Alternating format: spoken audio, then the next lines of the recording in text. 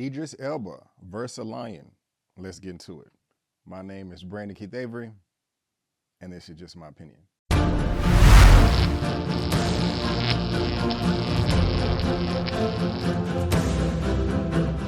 Hey, what's going on, everyone, and welcome back to another episode of Just My Opinion for my Beast movie review.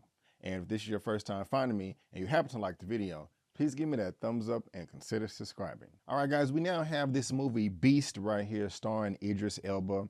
I am a big fan of his. Pretty much anything this man puts out, I'm going to go to the theater and see. But when it comes to this movie, when it comes to my expectations, after seeing the trailer, I can't honestly say that I was excited about it. I said it does look interesting. It does look like it's going to be pretty good, but I just wasn't excited about it. Now, this is being directed by Mr. Baltasar Komokor, and he sounds familiar. I don't think he just doesn't stand out to me too much, but when I was looking at his filmography, he does have one film that I'm familiar with, Two Guns right here, Denzel Washington and Mark Wahlberg. I don't think I remember seeing that, but off the top of my head, I think people said it was good. I just don't remember. Please sound off in the comment section below if you've seen it. But the rest of his filmography is this right here. And so I haven't seen any of these movies right here. And so this man is just not that familiar to me. So again, just let me know in the comment section if you are a fan of this director or not. And before I get into all the nitty gritty, before I discuss my likes and dislikes, let me tell you exactly what this film is all about. A father and his two teenage daughters find themselves hunted by a massive rogue lion intent on proving that the savannah has but one apex predator. So there you go. It's a pretty simple premise. Idris Elba, his name is Dr. Nate Samuels, is in the Savannah Desert and he's trapped with his daughters trying to survive against a savage lion. On the surface, that does sound interesting. And the first thing that I did like about this movie is it is very short. It is only 93 minutes and that is with the credits. And so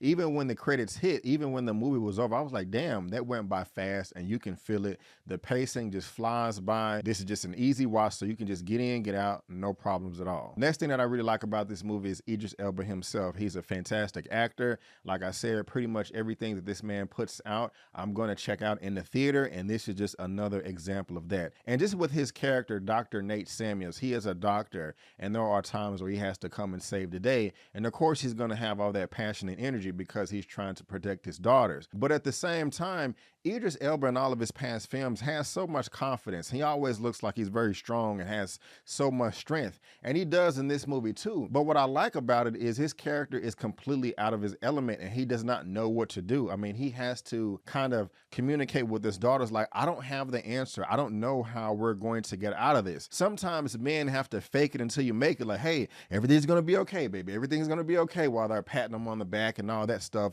while they're really terrified in their head, like, oh shit, what the hell are we gonna do? He is very vocal with that, with his voice and just his body language, his mannerisms, his actions. He just like, oh crap, I don't know what to do. And I really like the way they handled his character as far as that's concerned. He's also not the perfect father. He does feel guilty. Some of it's good, some of it is not so good, and I'll talk about that latter half in a second. But for the most part, it is pretty nice. Now, as far as the lion is concerned, that is very intense. This is a nice action, suspense, adventure, thriller movie, all kind of balled up into one. And this lion is vicious. He is like killing everybody, and I loved every moment of it. Kind of reminds me of those shark movies where just it's a shark going around just killing everybody in the water. I mean, this is like Jaws on land, if so to speak, if you kind of want to think of it that way. And they do execute it quite well. Of course, this is CGI, and for the most part, the lion did look real. You know, I was scared, I was terrified. There was a few moments where I was like, oh snap, this lion came out of nowhere and it's turned people up, like really? And what also makes it interesting is there's a shroud of mystery of the lion, like, okay, why are you doing this? Now, it's not just some big The Sixth Sense twist at the end, you know, but there is a reason, and you want to find it out. You do somewhat in the middle of the film. I'm not trying to overhype it for you, make it like that big of a deal, but it did stand out to me. It is something that I noticed. And what makes all of this so much better with the lion is what they do with the cinematography, what they do with the camera. I love the way it looked, and I love the way the camera panned and followed everyone around. They give you the illusion that majority of this film is shot in one take. It's not. That would be impossible, but but that really does raise up the tension when this lion is going around trying to kill everybody. I mean, the camera is following one character, and it's not first person viewer, it's second and third, but with the camera just following some of the characters, some of the actors going around all these corners, and it's not breaking, it's one continuous shot. That does elevate this film to the next level and makes it stand out from a lot of stuff that we've seen in theaters lately. I really did love it, and it's really a reason why you want to go to the movie theater. We also have one of the daughters. Her name is Nora, played by Leah Jeffries. She was smart at times where she needed to be. That's always a plus, so thumbs up there too. And what's fun about this movie is it is a talk to the screen type of movie. It is a yell at the screen like, oh my God, what are you doing? Don't go there, get the gun, shoot, watch out. It's one of those. Now, that can be kind of annoying to some people. Some people love it, some people embrace it. The screening I went to, everybody was oohing and ahhing and gasping, but there was one gentleman behind me, he was just doing a little bit too much, and it was getting on my nerve, but that is the type of experience that you may get when you go to the theater. And so I don't know, maybe it just depends on what neighborhood you in or whatever, but this is a scream at the screen movie. And one of the last things I really like about this film is it was unpredictable. I did not know how it was going to end. I did not necessarily know who was going to survive, because people did die and it came out of nowhere, and I like that. I like it. Now let's transition to some things that I really didn't care for in the film. Idris Elba's character, Dr. Nate Samuels, has two daughters. He has one named Nora and he has one named Meredith. I did not like Meredith. She got on my nerve.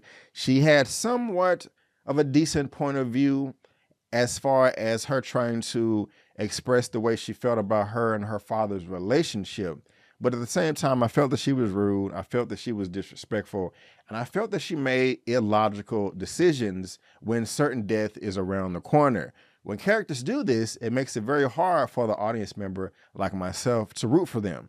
I'm not necessarily saying that I want them to die, but at the same time, this character is not making it easier on their situation. I like characters that make smart decisions and still meet their demise. That's great writing to me, but hey, that's just my opinion. And last but not least, I do like the whole aspect of Idris Elba versus a lion, you know, man versus beast.